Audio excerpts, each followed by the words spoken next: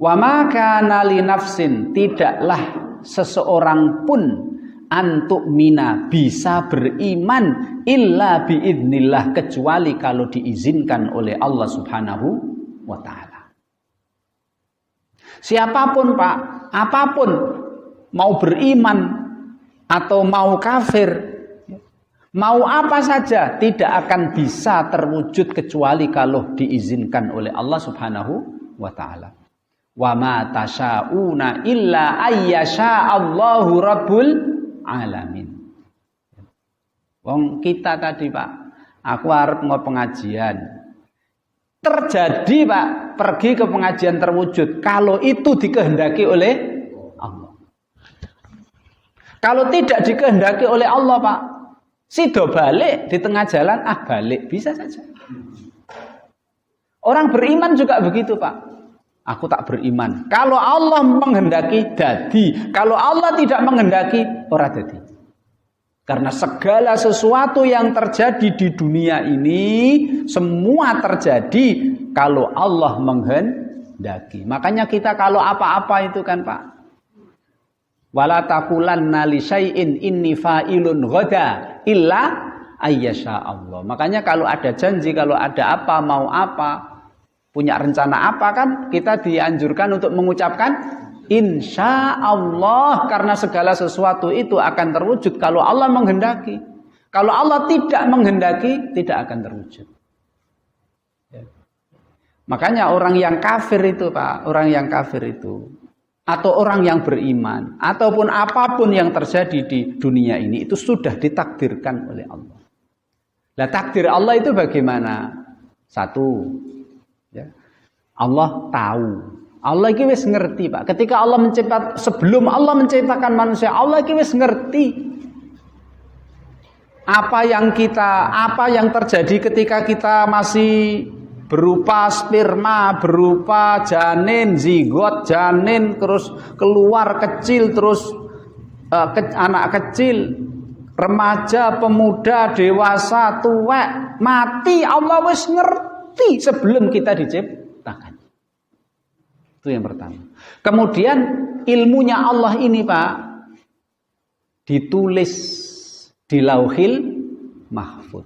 Setelah ditulis di Lauhil Mahfuz Pak, dikehendaki, kudu dikersakne oleh Allah, harus dikehendaki. Kalau nggak dikehendaki, apa yang diketahui oleh Allah tentang apa yang kita lakukan nanti, yang sudah diketahui oleh Allah dan sudah ditulis di Lauhil Mahfuz, kalau Allah tidak menghendaki, tidak akan terjadi.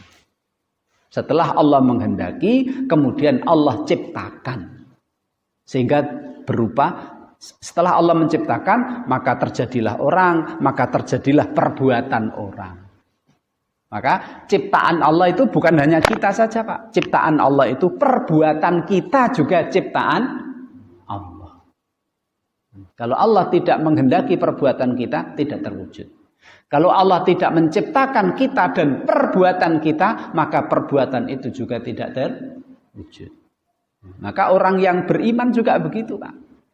Tidak akan terjadi, tidak akan terrealisasi seseorang mau beriman, tidak akan terwujud kecuali kalau Allah menghendaki.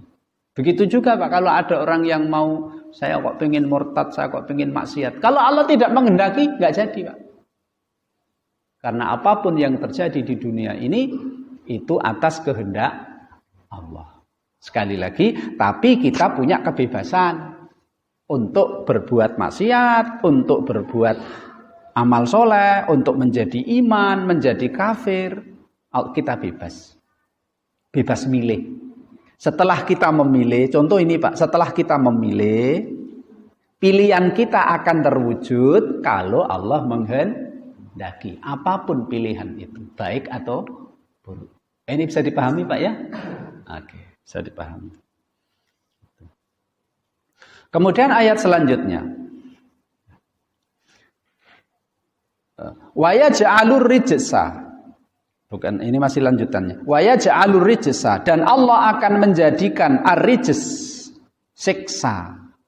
'alal ladzina la yaqilun, kepada orang-orang yang tidak mau menggunakan akal pikirannya untuk menerima kebenaran yang datang dari Allah Subhanahu wa taala. Yang tidak menggunakan akalnya sehingga dia tidak menerima kebenaran dari Allah, merekalah yang akan diberikan siksa, ya, diberikan kehancuran oleh Allah untuk dia, baik di dunia maupun di akhirat.